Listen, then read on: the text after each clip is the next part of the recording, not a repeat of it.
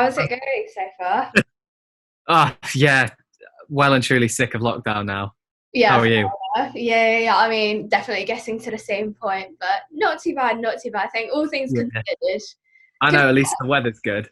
Yeah, exactly. How was writing earlier?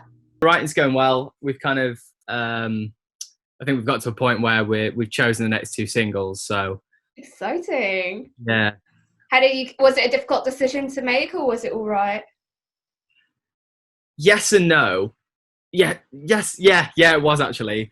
We've got like a kind of like a big, like a plethora of singles or like a plethora of songs at the moment. And they're all super different. They're all, I mean, they're all still hot milk in our eyes, but they're all quite in different places. We've always said like genre doesn't, really confine us to anything. So we kind of write what we want to write at that time. And yeah, I think with the kind of the way the Black Lives Matter like became so prevalent, and with the elections coming up in the states, and this kind of COVID political unrest, blah blah blah, people kind of standing up now and saying like, no, this isn't right. Like, we want better, we want equality, we want justice, blah blah blah.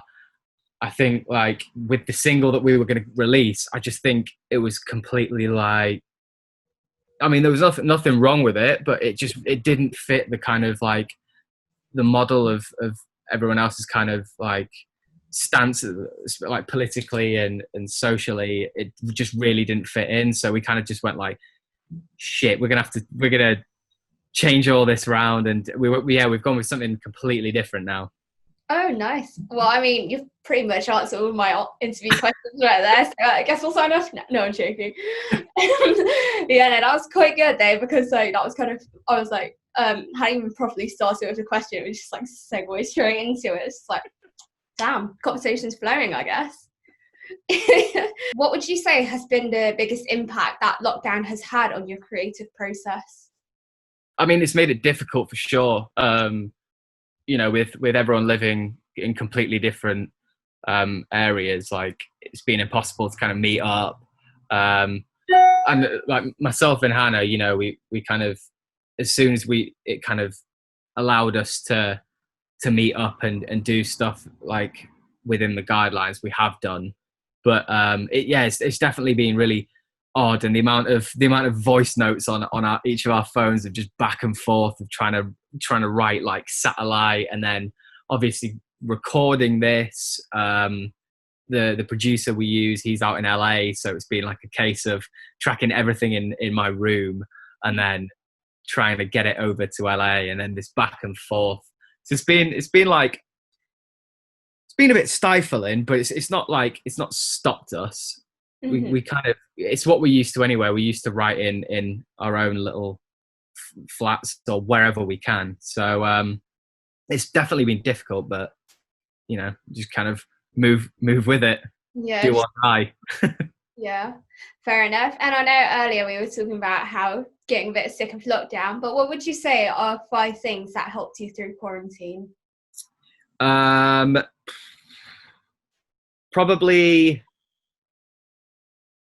the ability to talk with friends, with just being social, because I know like a lot of people haven't got the kind of commodity of like living with people, or maybe they can't necessarily see people very easily, etc. I think for me it's been a bit of a lifesaver that I've got quite like a tight knit of a friendship group that we can all rely on, and we still call each other up, zoom in. So I guess that kind of all comes into one, like technology itself being at a level where it's still easy to socialize with people. So I think that's been the main thing. I think without that you'd well and truly go mental. um Again, music, the kind of ideas that we had as a band. I mean, as every band has probably changed this year. We had our headliner in April that got cancelled, and then we had all these festivals planned, and they all got wiped out. So I think, again, like music, being able to still create music was another thing that's really kept me sane and kind of kept me grounded. Because I don't know about you, like I wake up at like 11 o'clock and go to bed at like 6 a.m. now. That like every day is the same. Yeah. Time has just gone out the window. Yeah, definitely my PlayStation. That is I've got some serious Call of Duty hours in, which is it's driving me a bit insane now. Another two things. It's really hard when food. I don't know, the ability to make. Actually, yeah, because when you tour a lot, you don't actually get to eat well at all. You just eat what you can and just grab what you can, and the ability to like kind of sit at home and actually make stuff for a change has been quite nice, and try and be a bit fitter and stuff like that. Have you been creative recipes and stuff, or not really? I mean, my kind of staples, like I can make a really good chili, No. but I don't know. It's getting to a point now where it's like I need more. I need to do something. Like I think we're going to try and start practicing soon and kind of getting some sort of normality back in terms of like the band. Yeah, no, for sure. I think everything's just kind of gone out the window in recent months. Yeah, absolutely. It's been boring. And what would you say has been the most unexpected part of quarantine? Unexpected. I guess it's just the fact, like taking little things for granted, like being able to go out and see your mates, or being able to go to a gig. Like the last gig I went to was in March, and it's now July, and that's just mental. Like I've not been to, like, I work in gigs, I play gigs, like I've not been to a gig since I was like, I don't know, 16, if in a month, in less than a month. It's weird, just the little things, or not being able to, or when you go to a shop now, not being able to like shop normally, you've got way outside and stuff like that. So yeah, I definitely like kind of take the normality for granted, and it'll be nice when and if it can come back. Yeah, for sure. Definitely relate to the whole missing gigs thing. And I mean, it's meant to be festival season. It's just looking at such an empty calendar. So bleak. I've had to turn mine off because it would just pop up being like, oh, meant to be it, download or whatever. I'm just like, fuck off. Yeah, exactly. I'm just like, right, time to shut that down and go out what down. And I think kind of going back a little bit to what we talked about a little bit earlier, given the current state of the world, do you think musicians have a responsibility to be vocal about politics? I think so. I think whether you like it or not, if people look to you for art, for sport, if you have a voice, you automatically become a role model. Like whether you like it or not, people are going to look at your actions, and some may take your word for gospel, some may follow in your footsteps. So I think it's very, you've got to be very careful about what you do and don't say. And we've since the beginning of Hot Milk, we've always had the stance of like everyone's welcome. We're here to have a good time and be inclusive and make sure everyone feels comfortable. So yeah, I know a lot of people.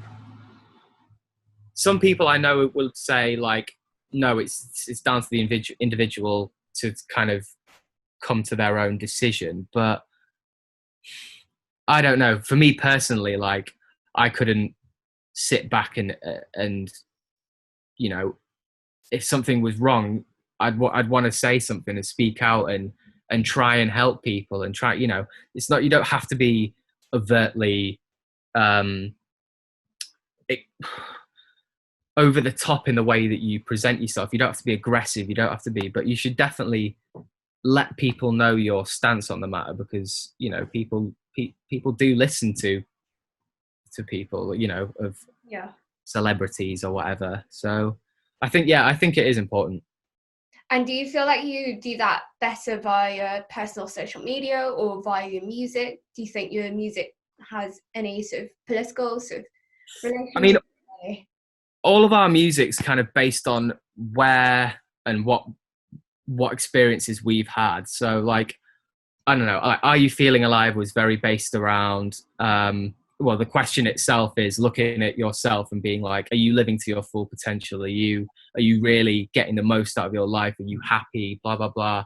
And, you know, songs like Wide Awake, it's kind of, it's not so much a, fuck the government, fuck the system, blah, blah, blah. But it's more of a like, are you really going to just take everything, you know, at face value? You're not willing to open up and listen more and learn more and kind of break out of that mindset of just being like, oh, everyone is, you know, telling the truth all the time and stuff like that. So I think,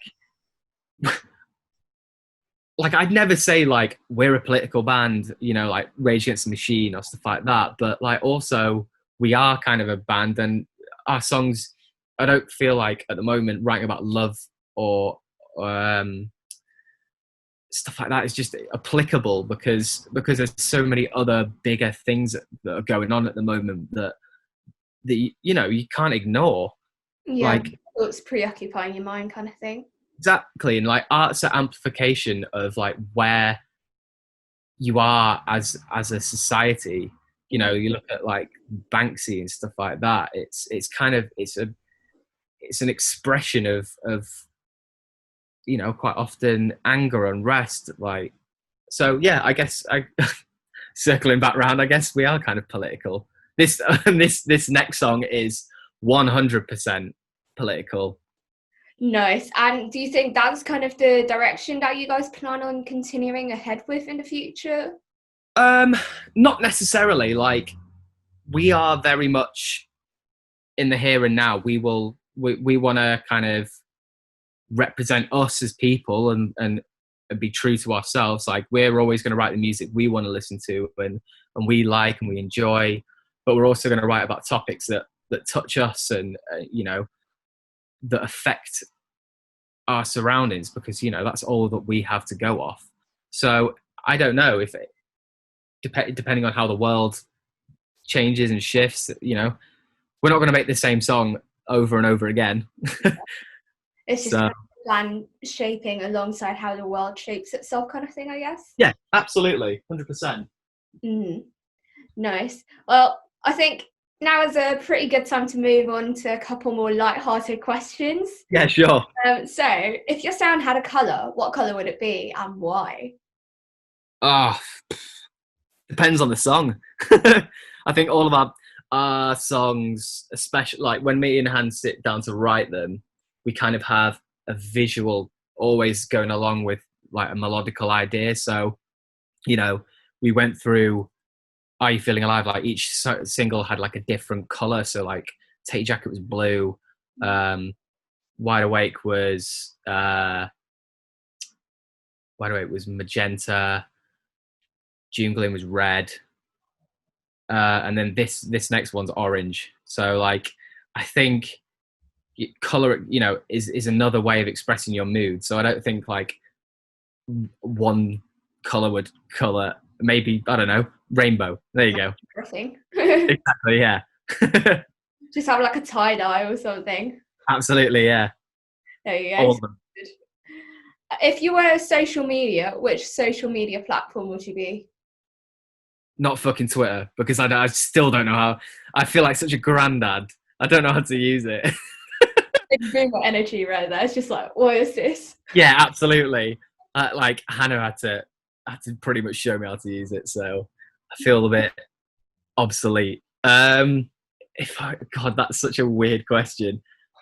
Oh God. I mean, looking back, if you were asking me when I was 16, I'd definitely be MySpace. Let's put it that way.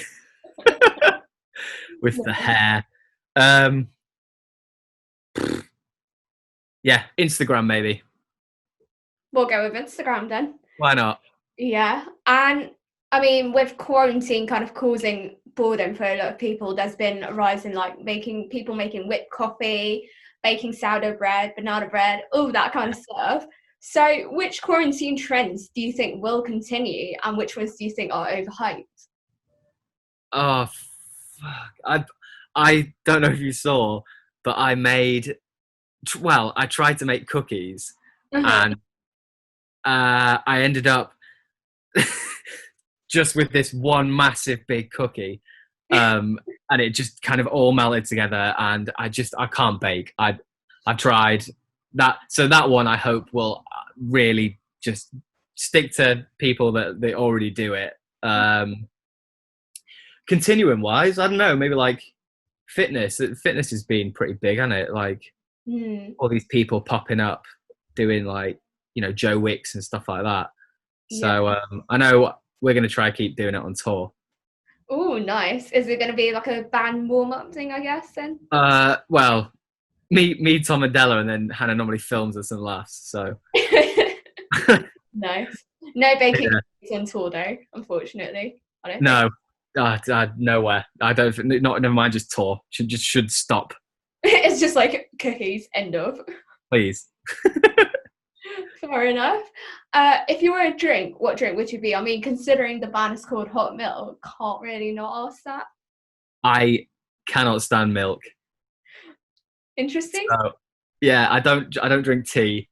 Yeah, milk's rank. I'd probably be like, actually, yeah, we'd as a band we'd be either White Claw or Dark Fruits Strongbow. I feel like that was a good go-to drink. Yeah, Very it's big pop punk energy right there. yeah, big festival vibes. Exactly. What is your favorite conspiracy theory? Oh god, this one's always a weird one because you can't be like, oh yeah, my favorite one's 9/11 because that's proper bleak. I don't know. I like I like to think the fact there's aliens, so I reckon like Area 51. I'm so nosy as well. I just want to know everything. Yeah. What would Like, you say is the thing you want to know about the most? what would I want to know about? I don't know because knowledge is power, isn't it? So true. So And it's like you can't unknow something. Like once you know it, so I don't know, and it always you always end up like with more questions. mhm. So I don't know. I'd like to see an alien before I die. Nice. I think that's a pretty good way to, live your life, see an alien. Yeah. Peace out. Yeah, exactly. What do you think could be the biggest plot twist that you can imagine for the remainder of 2020? Aliens landing. I've already called it. Like it's getting to a point where this is getting ridiculous. I think we've gone into a parallel universe and some weird shit's gonna happen. Hmm. Yeah, something even weirder than what's already happened, I guess. It has to go either way. It has to either everything go like, okay, back to normality now, like Trump can fuck off, equality comes back for everyone and everything, and everyone's happy, or the water dries up, aliens come, and we get hit by an asteroid. Either or, Right. just one or the other, just something big. Optimistic predictions right there. Love it. Yeah. And just a few quick fire questions to round off. I feel Uh-huh. like I'd be able to guess your answer for this Okay. clear one, but coffee or tea? Coffee, 100%. Thought I so. can't survive without it. Back in time or go to the future? Future. Vanilla or chocolate? Chocolate. Party with Donald Trump or with the Queen? Can I spike him if I party with Donald Trump? Why not? Let's do it. Yeah, I'll do that then. All right, and finally, night in or night out? Oh, I've had way too many nights in, so definitely night out. Yeah, fair enough. Well, thank you so much for taking the time to chat with me. That was brilliant. No worries. Thanks for having me. One more, actually, that just came into mind. Call of Duty or Halo? Call of Duty, 100%. I don't fuck with Halo. I No. think Hannah does, but No. I've always been. Well, actually, no. I used to be an Xbox guy, but no. PlayStation all the way. What made you change your mind? Just exclusives, better exclusives on like. I'm gonna download tonight. I'm gonna download the Last of Us 2. So Ooh, have you played that before, like the previous ones in I've series? done the first one, yeah, and I thought it was sick. So I've heard mixed reviews. Mm-hmm. So Fair. I'm gonna download it and see what happens. Yeah. Well, have fun with that. It sounds like some exciting plans for the night. Yeah, enjoy your night too. Thank you, and No take care. worries. All See you right. later. Bye.